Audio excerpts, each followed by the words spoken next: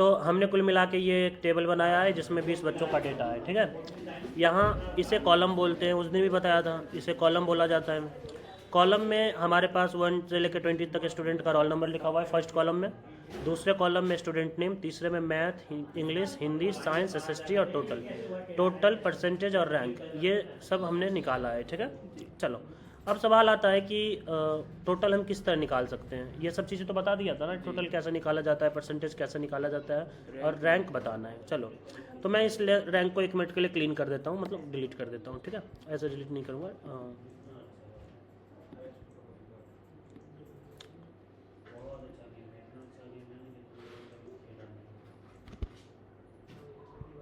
इसको डिलीट करते हैं पहले तो, डिलीट करने के लिए पूरा ही डिलीट करना पड़ेगा मुझे तो लगता है।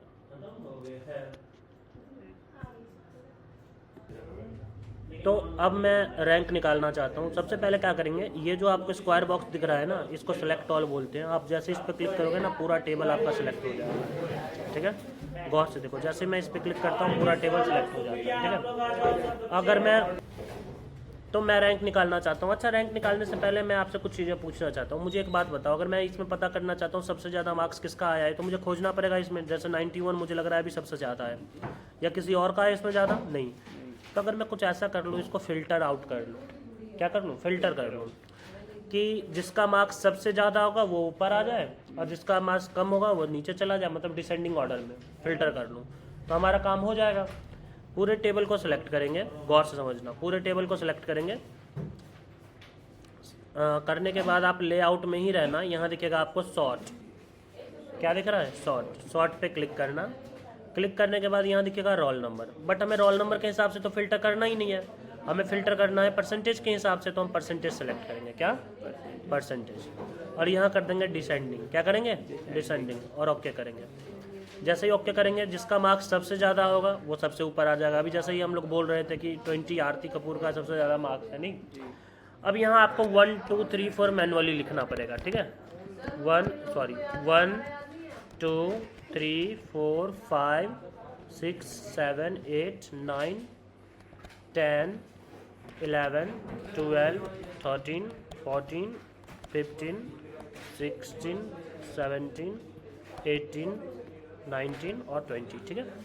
ये काम आपके एक्सेल में आप इस काम को ड्रैग एंड ड्रॉप से कर सकते हो। एक्सेल में आप ये 1 2 लिखोगे, दोनों को सेलेक्ट करके ड्रैग करोगे तो काम आपका हो जाएगा, बट विनवर्ड में आपको मैनुअली लिखना पड़ता है। लिख दिया, लेकिन आप गौर से थोड़ा रोल नंबर पे ध्यान दो। रोल नंबर मिक्स हो चुका है, 20, उसके बाद 4, उसके बाद 8, उसके बाद 14, उसके बाद 18, उसके बाद 12, लेकिन एक्चुअल में रोल नंबर हमारा सही होना चाहिए। नहीं, हम तब तो रोल नंबर के हिसाब से रिजल्ट देंगे किसी को, 1 2 3 4 सीरीज में होना चाहिए। तो दोबारा वही काम करेंगे, पूरा टेबल सेलेक्ट करेंगे, सॉर्ट में आएंगे। इस बार परसेंटेज से हमें फिल्टर आउट नहीं करना है, कैसे करना है, रोल नंबर से। और रोल नंबर हमेशा असेंडिंग ऑर्डर में होना चाहिए, 1 2 3 4 5 6 ऐसे करके बढ़ता चला जाएगा, 20 21 22 ऐसे। तो देखो रोल नंबर 1 अब आपका काम हो चुका है। रोल नंबर 1 रैंक आया है 11, रोल नंबर 2 रैंक आया है 7, रोल नंबर 3 रैंक आया है 17, रोल नंबर 4 रैंक आया है 2। कोई प्रॉब्लम? अगर आप इसको समझ चुके हो तो मैं एक चीज़ और पढ़ाऊंगा इसी वीडियो में, और वो है डिजाइन टैब, ठीक है। कौन सा टैब? Design tab. अभी मेरे पास जो टेबल है वो एक नॉर्मल टेबल है, इसमें कोई फॉर्मेटिंग नहीं किया गया है, कोई कलर नहीं किया गया है। फॉर्मेटिंग मतलब ना कोई कलर किया गया है, ना किसके अलाइनमेंट पे किसी तरह का काम किया गया है, कुछ नहीं। मेरे पास यहाँ पे देखो तो एक टेबल डिजाइन नाम का एक टैब है। इस टैब में कुछ ऑप्शंस हैं। सबसे पहला काम, मैं अगर इस लिस्ट को ओपन करूंगा तो यहाँ पे मुझे बहुत सारे इस तरह के फॉर्मेटिंग मिलेंगे, टेबल फॉर्मेटिंग। मैं क्या कर रहा हूँ, कोई भी एक फॉर्मेट जो मुझे पसंद आ रहा है मैं इस पर लगा देता हूँ, इस तरह से लग गया। अब हमारा टेबल देखो, हमारा टेबल, तो हमें क्या करना है, इसमें से जो भी स्टाइल हम सेलेक्ट करेंगे वो स्टाइल यहाँ पे अप्लाई हो जाएगा, ठीक है। अब यहाँ पे कुछ ऑप्शंस हैं। देखो ये जो हेडर रो है आपका, वो थोड़ा सा आपको अलग कलर में और अलग डिजाइन और फॉर्मेट में दिख रहा होगा, दिख रहा है ना। अगर आपको ऐसा ये नहीं चाहिए, आप चाहते हो जैसा नॉर्मल नीचे वाला है वैसा ही हेडर रो भी होना चाहिए, तो आप हेडर रो से टिक हटा दो। देखो ये भी नॉर्मल हो गया ना। टिक लगाओगे फिर से वैसा हो जाएगा, फिर से।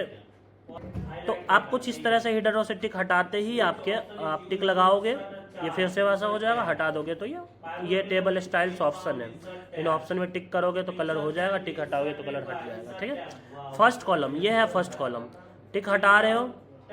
ठीक है, ये फर्स्ट कॉलम वाला तो कोई फॉर्मेट ही नहीं है, मैं कोई फॉर्मेट लेता हूँ जिसमें फर्स्ट कॉलम में भी कुछ कलर हुआ हो। जैसे ये देखो फर्स्ट कॉलम है, मैं टिक हटाऊंगा तो देखो कलर चला जा रहा है, जा रहा है ना जी। चलो तो हिडन रो और फर्स्ट कॉलम समझ में आ गया। उसका बाद टोटल रो, ये नीचे वाला जो रो है इसे टोटल रो बोलेंगे। ठीक है, टिक हटा सकते हो और लगा भी सकते हो। इंसर्ट में आओगे, इंसर्ट कह रहा हूँ, यहाँ टेबल डिजाइन में आओगे, देखो टोटल कलर आ रहा है ना, टोटल रो में, नीचे वाले रो में नहीं, लास्ट कॉलम में भी कलर आपको दिखेगा। ठीक है, फिर है बैंडेड कॉलम, एक के बाद एक कॉलम में आप देखो कलर किया हुआ है, थोड़ा डार्क कलर है, अगर नहीं चाहिए टिक हटा दो, कलर हट जाएगा। बैंडेड, एक के बाद एक में कलर। ऑड इवन 2 4 6 2 4 6 8 10 सब में अलग कलर है, और 3 इन सब में अलग अलग कलर है। नहीं तो आप कुछ बैंडेड कर सकते हो, इसको रो के साथ भी कर सकते हो, कॉलम के साथ भी कर सकते हो, कोई प्रॉब्लम। मतलब डिजाइनिंग के लिए ये यूज कर सकते हो, डिजाइनिंग के लिए कोई प्रॉब्लम नहीं।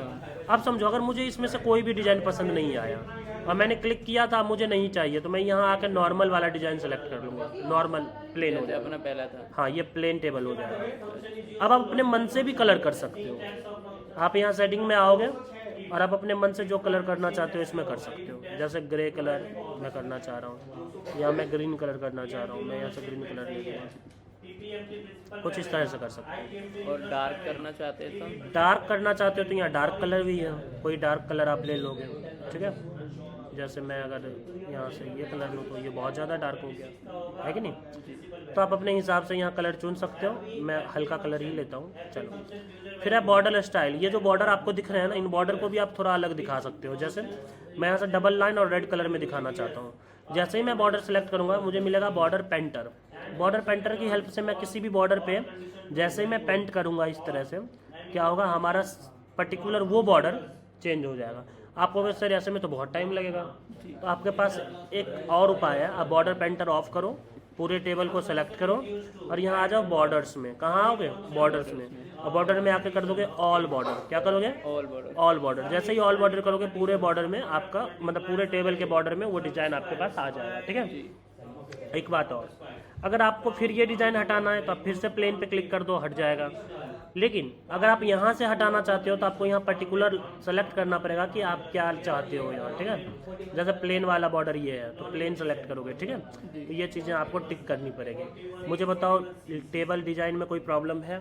बहुत आसान एक टैब है जिससे आप अपने टेबल की डिजाइनिंग कर सकते हो। ठीक है, लेआउट टैब कल के वीडियो में पढ़ेंगे। ठीक है, तब तक आप टेबल की प्रैक्टिस अच्छे से कर लोगे, टेबल बना के उस पर ये सारे डिजाइन लगा के रैंक निकाल के भी। ठीक है, ये सारा काम आप करोगे। ठीक है, कल जब हम पढ़ेंगे तो इसमें ये सारी चीज़ें पढ़ेंगे, लेआउट में क्या क्या होता है, ये भी 2 पार्ट में समझेंगे। यहाँ तक कल पढ़ेंगे, उसके बाद परसों हम इसके आगे पढ़ेंगे। ठीक है, चलो थैंक यू।